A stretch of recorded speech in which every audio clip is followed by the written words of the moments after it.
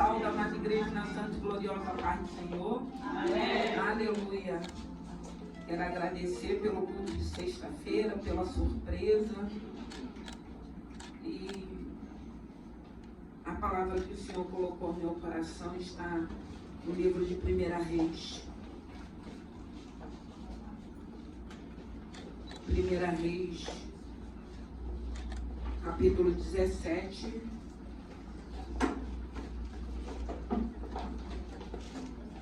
Versículo 8.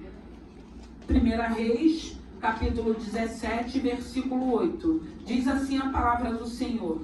Então veio a ele a palavra do Senhor dizendo: levanta-te e vai a Serepta, que é de Sidom, e habita ali.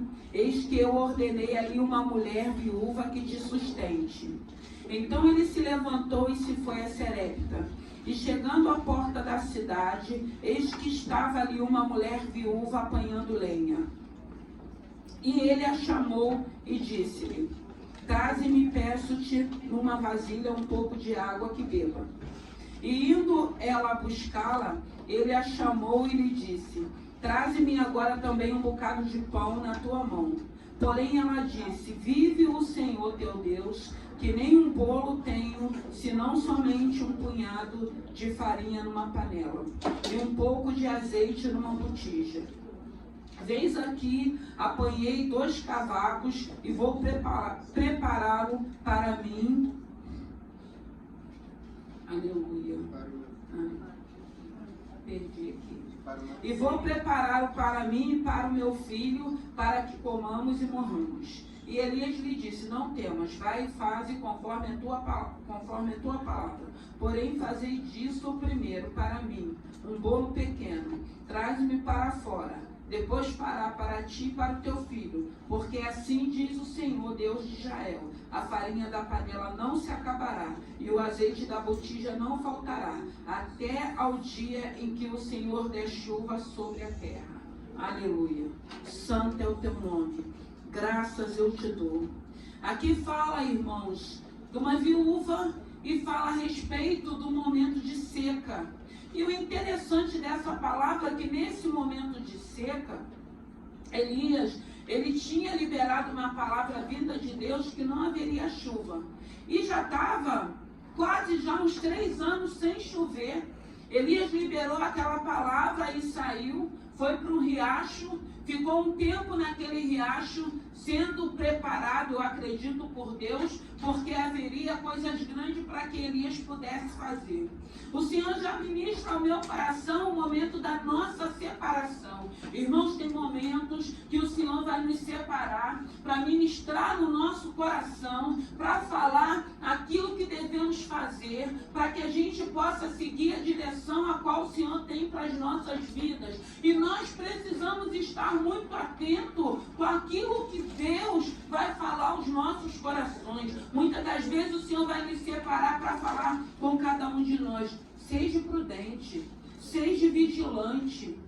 Porque a Bíblia vai dizer que há uma nuvem de testemunha, mas a Bíblia também nos ensina que há um adversário bramando como leão, buscando a quem possa tragar. E se nós não vigiarmos, se nós não formos prudentes, muitas das vezes seremos acometidos por situações que Deus não tem mais para a nossa vida.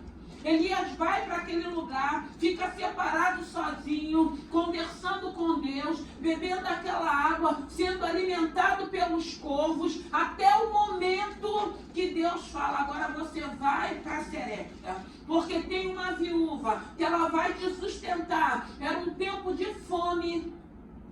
E quando o Senhor fala dessa viúva, é nessa palavra que eu quero entrar.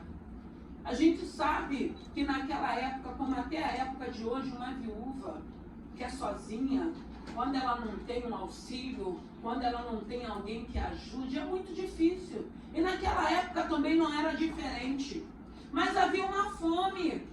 Havia uma fome pela seca, porque não chovia. E aquela situação era a vida de Deus. Irmão, nós precisamos entender que vai ter momentos na vida da gente que nós vamos ter que passar, que não é o diabo. Até porque eu acredito que nós aqui não temos compromisso com ele, temos buscado ao Senhor, temos vigiado, temos fechado as brechas para que o diabo não atue mais na nossa vida.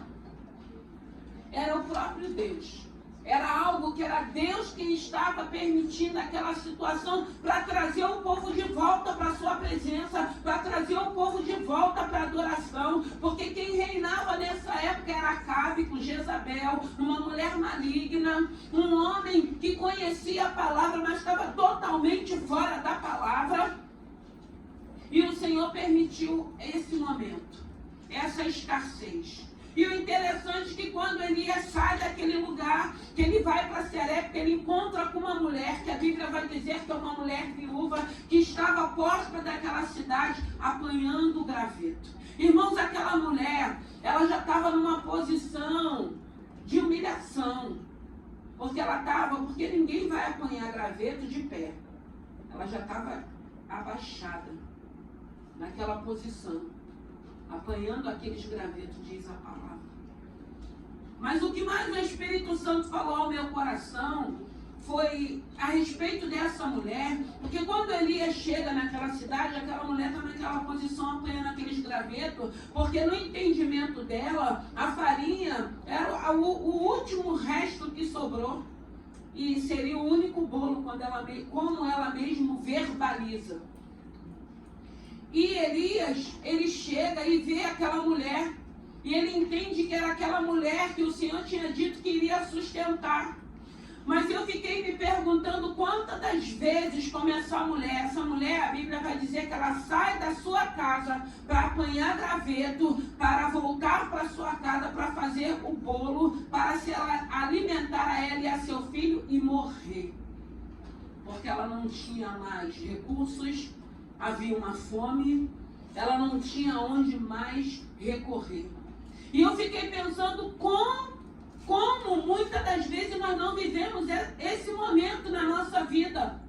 Porque aqui ela sai de sua casa achando que seria o fim. Quantas das vezes estamos vivendo momentos difíceis, irmãos? Que saímos da nossa casa para trabalhar ou para resolver alguma situação, ou para ir ao médico esperando uma resposta, um diagnóstico, e a gente já vai achando que é o fim, e a gente já vai achando que não tem solução. Eu, quando estava meditando nessa palavra, eu fiquei pensando quantas das vezes nós já não vivenciamos isso, achando que não tem jeito.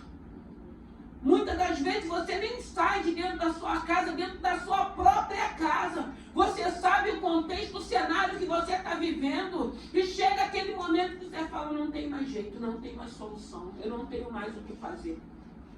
Todos nós já vivemos isso. E todos nós vamos viver, irmãos. Porque enquanto Jesus não voltar, a gente precisa entender que nesse plano terreno haverá lutas, haverá adversidades, desafios que precisamos enfrentar. Aquela mulher, ela não sabia que o Senhor já tinha dado uma ordem para o profeta Elias, dizendo que ela iria alimentar aquele homem. Mas o Senhor já sabia. Eu fiquei me perguntando, será que essa mulher era uma mulher de oração? Será que essa mulher era uma mulher que temia a Deus? Porque eu acredito que naquela cidade havia outras viúvas também, outras mulheres também, vivendo a mesma situação, porque era uma seca, irmãos. E a gente sabe que quando vem um momento de escassez, muitas das vezes até aqueles que têm uma situação melhor sofrem também dificuldade, porque a gente vê a necessidade. Às vezes a pessoa tem um dinheiro, mas não tem o que comprar, porque era seca. Mas para quem não tem, pior ainda. E o Senhor me despertou muito dessa mulher, o que ela estava vivendo, como eu já vivi em várias situações, como cada um daqui já viveu em várias situações. Muitas das vezes nós saímos, muitas das vezes nós permanecemos dentro da nossa casa sem saber o que vai acontecer. Com um cenário de morte, com um cenário de destruição, com um cenário de fracasso, porque hoje foi o que o Espírito Santo de Deus ministrou ao meu coração. Existe uma carência, existe uma escassez, existe uma seca interna, uma seca espiritual, que pessoas que não conhecem a esse Senhor vai buscar recursos em outras áreas, em outros lugares, achando que problema. E hoje nós entendemos que só tem um que tem poder de resolver. É esse Senhor. E se Ele não resolver, Ele vai nos dar suporte para passarmos por esse problema. Esse é o diferencial. Tem pessoas que vivem uma seca interna que está se autoconfirmando. Tem pessoas que têm uma seca interna que tem que estar em maledicência. Tem pessoas que têm uma seca interna que tem que aparecer. Tem pessoas que têm uma seca interna que quer prejudicar sempre alguém. É o que vivemos, irmãos. Mas como é bom quando a gente depara com esse Senhor. Porque quando a gente depara com esse Senhor, porque a primeira coisa que Elias pede para essa mulher é água. A água ela ainda tinha. Porque quando ele pede água, ela não fala nada. Ela vai para pegar água para ele. Mesmo na seca tinha água. O problema daquela mulher era a farinha, era o alimento, era o último punhado de farinha que ela tinha. E de repente o profeta fala para ela, faz para mim um bolo também. Quantas das vezes o Senhor não pede algo para cada um de nós? E eu digo que às vezes é tão fácil fazermos. Mas na situação dela não era fácil. Eu acredito que ela reconheceu ele como profeta. Mas a gente fica olhando para o cenário, nós somos humanos, irmãos. E muitas das vezes o cenário nos paralisa. Muitas das vezes a adversidade que nós estamos vivendo, se a gente ficar ali alimentando aquilo cresce numa proporção que vai nos engolir. Vai tirar a nossa alegria, vai tirar a nossa paz. Vai tirar o nosso convívio com pessoas que nos amam. O problema daquela mulher era a farinha que iria acabar. No entendimento dela, era o único bolo que seria feito. Dali seria a morte. E quantas das vezes nós já nos deparamos com situações assim? Não tem mais o que fazer, eu não sei como resolver, eu não sei o que fazer, eu só sei que o cenário é um cenário de morte.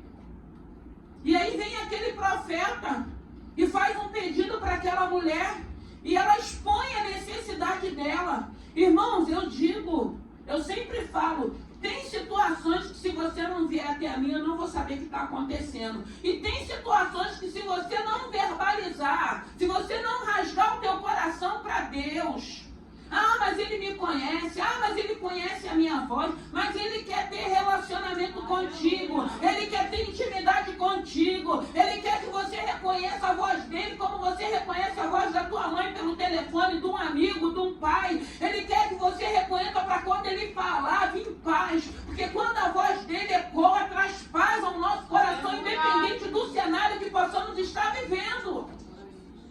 Então nós precisamos falar com esse Senhor. E ela verbaliza para aquele profeta, eu não tenho. O pouco que eu tenho é para mim e para o meu filho.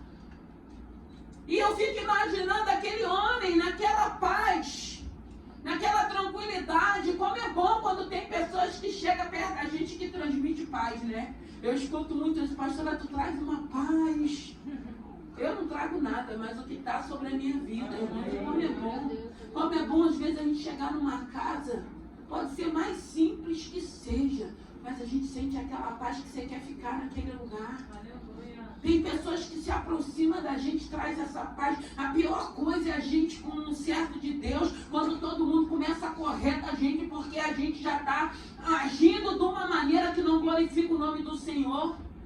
Quando a gente está numa postura que a gente, ao invés de levar a paz, a gente quer correr, porque sabe que vai vir com maledicência, que a gente sabe que vai vir apontando alguém, criticando alguém, falando de alguém. E a gente precisa refletir, tem momentos que a gente tem que parar e entender, Senhor, será que do jeito que eu estou caminhando está te louvando, está te agradando? Porque às vezes a gente acha tantas coisas, e essa mulher, ela expõe a necessidade dela para aquele profeta. O que eu tenho é para mim e para o meu filho. Que eu vou preparar e depois é a morte, porque não tem de onde vem mais. Havia uma seca, havia uma necessidade. E o profeta, ele libera, dizendo para ela, faz primeiro para mim. Faz primeiro para mim. E aí a gente fica se perguntando, como que eu vou dar para ele se vai faltar para mim e para o meu filho? Como que isso vai funcionar? E aí eu entendo que para essa mulher ter deparado com o profeta na porta da cidade, era uma mulher que temia a Deus. Era uma mulher que conhecia o Senhor. E ela prepara, porque ele diz que a farinha não iria acabar, que o azeite não iria acabar. Eu sempre me pego vendo muitas das vezes o Senhor me usando, quando Ele está me usando para toda a igreja, o Senhor sempre fala isso: não vai faltar farinha, não vai. Isso é uma bênção, porque isso é uma segurança, porque cada um sabe o que está vivendo, cada um sabe o seu momento, o seu cenário, e quando o Senhor começa a liberar a palavra para toda a igreja, a gente recebe e guarda no nosso coração, e a gente não fica preocupado com o cenário, com as circunstâncias, a gente fica dentro da palavra que foi liberada. E eu sempre digo, eu sempre falo: Senhor, o cenário é esse, mas não é isso que o Senhor falou a respeito dessa situação. Eu aprendi dessa maneira, trabalhar favorável para a minha vida. O cenário é esse, mas o Senhor já liberou uma palavra de bênção a esse respeito. E essa mulher, ela obedece para viver o milagre dela. Tem momentos na vida da gente que o Senhor vai requerer tão pouco de nós para que a gente viva o nosso milagre. Porque aí eu lembro de Naamã: Naamã, o que custa você mergulhar nesse rio? O que custa? Ah, eu quero mergulhar em rio de águas cristalinas, eu quero ser curado, eu mergulho em qualquer rio que Deus mandar para que eu mergulhe. E graças a Deus, gente, sabe o que é lindo? Sempre tem alguém do nosso lado para nos dar uma motivação, como foi com Naamã, um jovem que fazia parte do exército dele, que acompanhou na comitiva, falou: o que te custa? Tão simples, é só mergulhar num rio de águas escuras. Porque não era um rio de água podre, não, irmãos. Era um rio de águas escuras, mas ele queria mergulhar num rio de águas cristalinas. Irmão, a diferença não é a água, a cor da água ou o rio que fosse. Era um milagre que ele iria viver. E graças a Deus que tinha alguém mais ousado, porque ele era o chefe. Ele era a autoridade. Mas aí ele falou: o que te custa? Como é bom muitas das vezes a gente que exerce autoridade ter alguém que nos dê um toque, porque nós não somos perfeitos, nós não somos santarrão.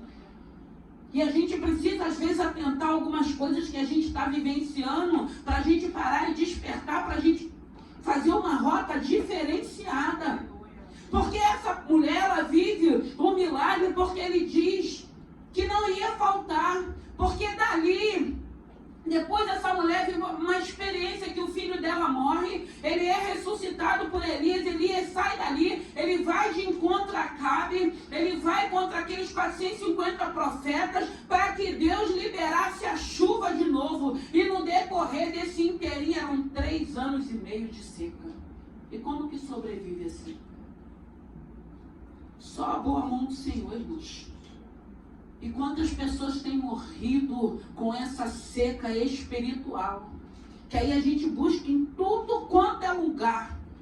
E a gente às vezes satisfaz a nossa carne, satisfaz o nosso ego. E continua com aquela seca. Porque tudo isso é passageiro. Tudo isso é momentâneo. Mas tem um que foi falado nessa manhã de água. Que te dá uma água. Que quando você começa a beber essa água vai saciando essa sede. Essa secura interna. Que a gente entende: eu não preciso mais buscar em lugar nenhum. Eu não preciso mais procurar em lugar nenhum.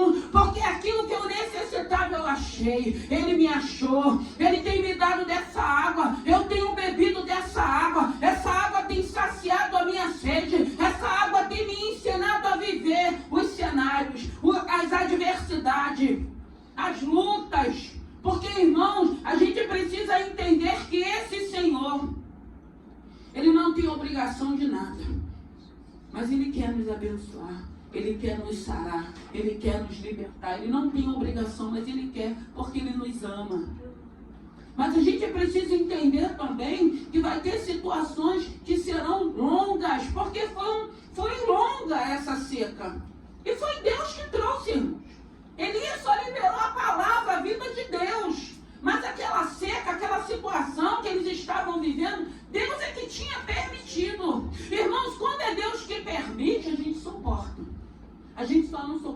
quando a gente procura com as nossas mãos. Porque tem coisas que a gente é que procura. Aí é difícil. Mas Deus, ele é tão misericordioso que se a gente se volta para Deus e reconhece, aí ele nos ajuda também. Porque ele é um Deus de misericórdia, ele é um Deus de oportunidade. E aí a gente vê essa mulher vivendo o milagre dela. Ela sai da sua casa achando que seria o fim. E eu fiquei pensando quantas das vezes, algumas situações que eu vivi, eu também achei que era o fim. Eu também achei que não viria solução.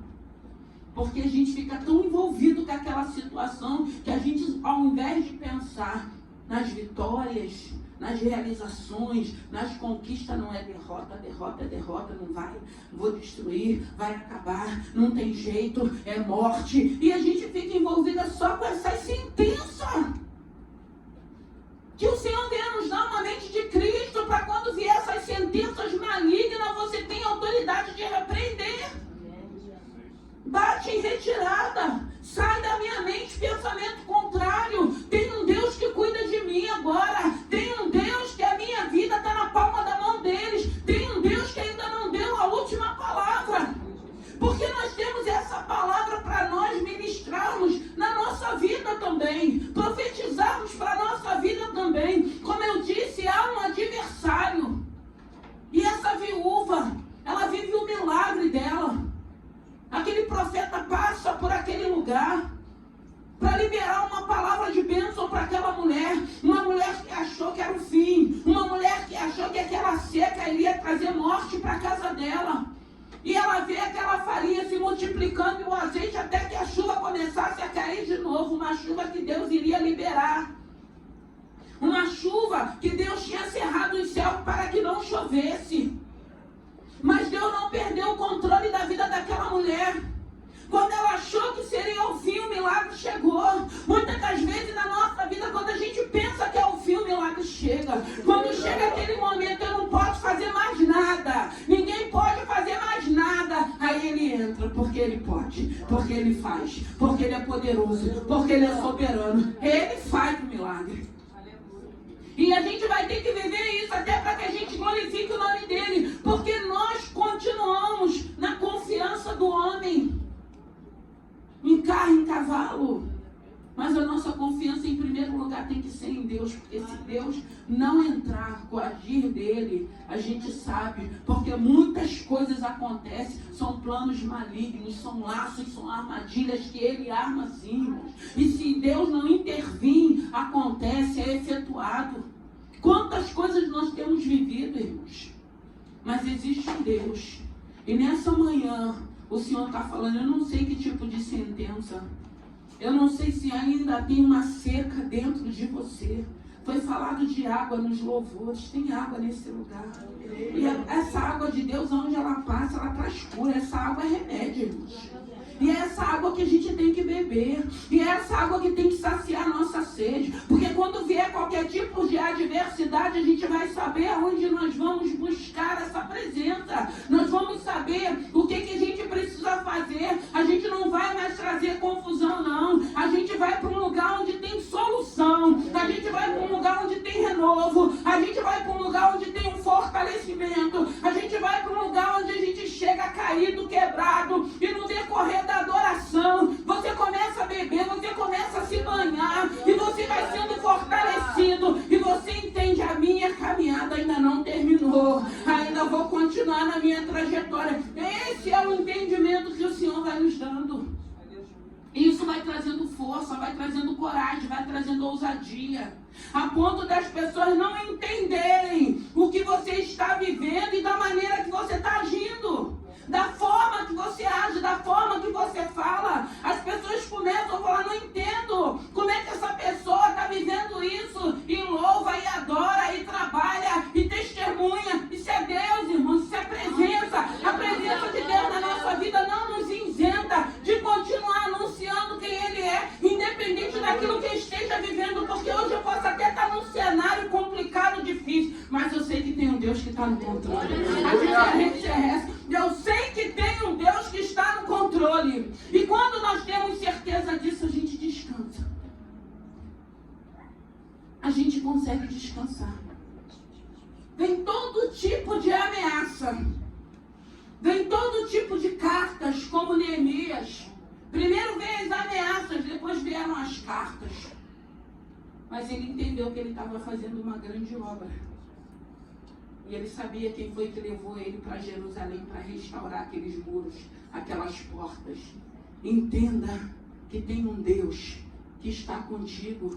Entenda que tem um Deus que não perdeu o controle. Entenda que tem um Deus te observando e Ele vai continuar cuidando dos filhos dele. Ele vai continuar sustentando os filhos dele. Ele vai continuar mostrando que Ele é Deus. Neemias viveu vários momentos, como eu vivo, como todos nós vamos viver. E muitas das vezes, esses momentos que estamos vivendo é com um único propósito: te calar, te paralisar. Só isso. Porque muitas das vezes a sua alegria, muitas das vezes a sua disponibilidade vai incomodar muitas pessoas. Porque a gente vive num mundo que a gente acha que pelo fato de tudo que a gente vê e ouve, a gente não vai poder dizer que nós somos umas pessoas alegres e felizes, independente do mundo. Essa alegria, essa felicidade vem de Deus, irmãos.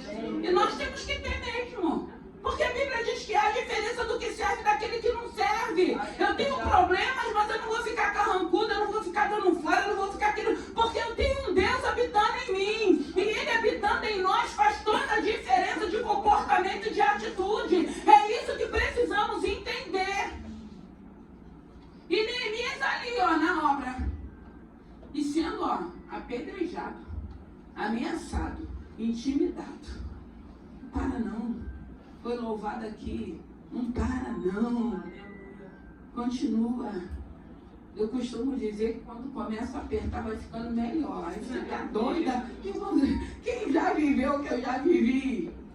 Irmãos, tem muitas. É aquilo que eu falo, tem algumas coisas que eu vejo, eu olho assim, eu falo, porque eu já vivi, já passei, irmãos. Mas sempre com esse Senhor.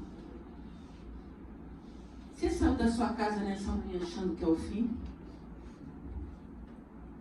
Você está vivendo alguma situação que Satanás tem sugestionado que não tem jeito?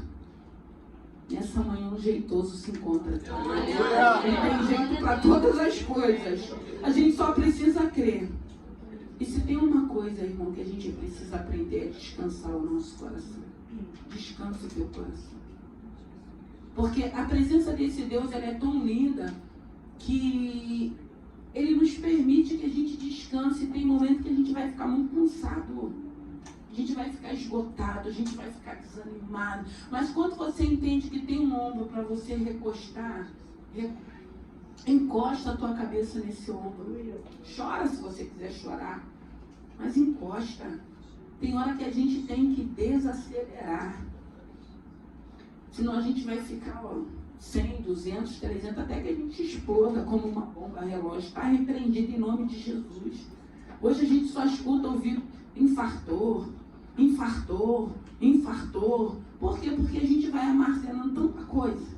A gente acha que a gente vai resolver tudo. A gente acha que a gente vai fazer tudo. Irmãos, nós somos seres humanos. Até o próprio Deus descansou no 7º dia, quando Ele estava criando. Descansa o teu coração. Saia dessa adrenalina. Senhor, eu vou até aqui, daqui eu não posso passar não, estou cansada, me ajuda. Eu preguei na semana passada, quando Pedro dormia naquela situação. E foi lindo do jeito que o Senhor falou, porque tem momentos que você quer orar de madrugada, mas o Senhor quer que você durma. Então, se Ele quer que você durma, durma em paz e alegria. Quando tiver um momento, porque tem momento que é uma guerra que o Senhor, Ele nem deixa, porque às vezes Ele te desperta e enquanto você não levanta, se você não levantar, você também não dorme. Aí você entende que você tem que levantar. Mas também tem momento que Ele quer que você durma, porque faz parte. Para a vida do ser humano, sono também é importante. Como é difícil, às vezes, pessoas que a gente depara, pastor, olha por mim, eu estou com insônia, eu estou vendo o dia clarear. Porque quando a pessoa está com insônia, ninguém fica contando carneirinha a madrugada toda, ninguém fica vivenciando coisas lindas, não. Quando a pessoa costuma ter insônia, só vem pensamentos malignos, só vem setas na mente da gente. O diabo, porque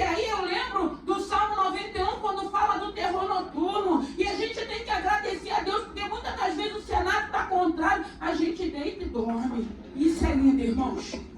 É muito lindo. Porque a gente tem um Deus, a gente tem paz, irmãos. Graças a Deus, porque às vezes tem pessoas que não conseguem dormir e ficam sendo atormentadas, porque a Bíblia vai dizer, o amor ao Senhor lança fora todo medo. Mas aí começa aquela insônia, começa a vir aquele medo, aí o diabo entra, aí é sugestionamento, aí é seta, aí é dardo, aí a gente começa a escutar ele falar, vou fazer isso, vou fazer aquilo, vou tocar. E quantas pessoas não vivem isso? Eu lembro que teve alguns momentos que a minha mãe, que eu tinha que ir ali para o Pinel de Botafogo, quando ela tinha as crises dela convulsiva, e eu via tanta coisa ali naquele lugar, gente. Jovens chegando amarrados, famílias chorando. Eu ficava ali, não entendia nada naquele momento que eu estava no começo da minha conversão. E no começo da minha conversão foi que Satanás se apresentou mesmo e falou, ela não vai ficar. Então eu vou colocar um cenário totalmente contrário na vida dela para que ela duvide do poder desse Deus. E eu chegava ali, e era só eu chegar ali com a minha mãe começava a dar entrada junto. Era madrugada, eu ficava ali, eu pensava assim, ai meu Deus, do jeito que hoje a minha mãe vê, ela vai ficar internada aqui de todo jeito. O diabo sempre tentando colocar loucura na minha mãe. E o Senhor falando, não vai ficar louca. Não vai ficar louca. E eu chegava ali, eu ficava na emergência, eu via tudo acontecer ali, eu cochilava ali, aí eu via a mãe dizer, gente, a gente não tem noção, porque tem, às vezes você está na sua casa, você está dormindo, e a cidade, ela continua funcionando, então está acontecendo de tudo. Quando você precisa bater numa madrugada num hospital, numa emergência, é que a gente vê o que está acontecendo. E às vezes você está lá, glória a Deus, na sua casa, dormindo bem, não sabe nem o que está acontecendo. A gente só sabe quando a gente se depara vivendo esses momentos. E eu já vivi muitos momentos, irmãos. Já vivi muitas situações, ficava lá algumas horas, depois eles davam um medicamento para ela, ia embora. Quando não ia embora, atravessava, ia para o Rocha Maia, porque aí a pressão dela ela era hipertensa, ia a pico. Aí não tratava da pressão lá no Pinel, tinha que tratar no Rocha Maia, eu atravessava a rua, ia para o outro lado. Irmãos, vivi muitas coisas.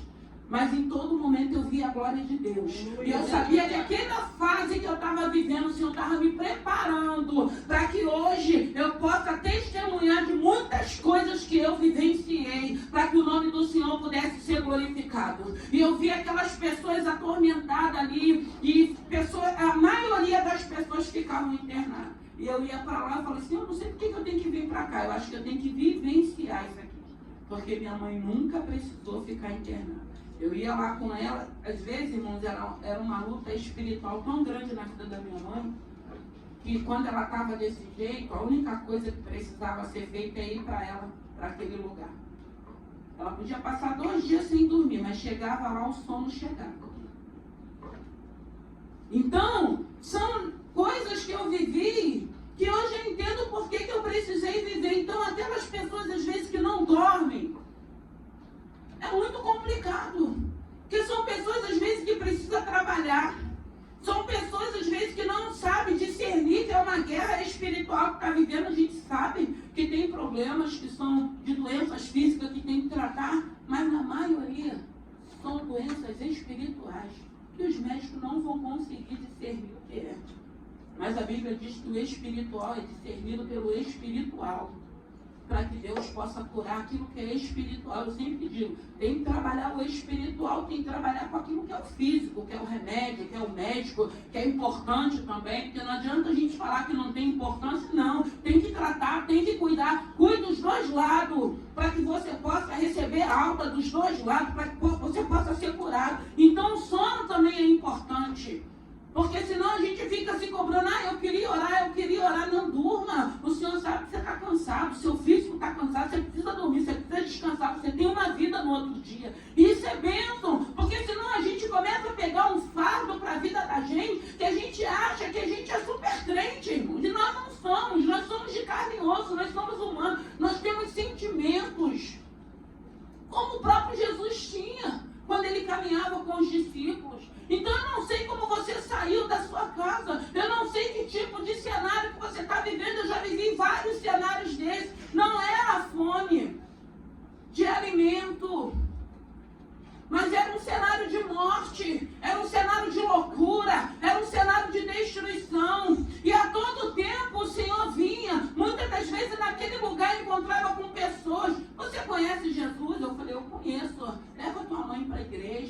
caminha com ela. Não, eu já estou fazendo isso.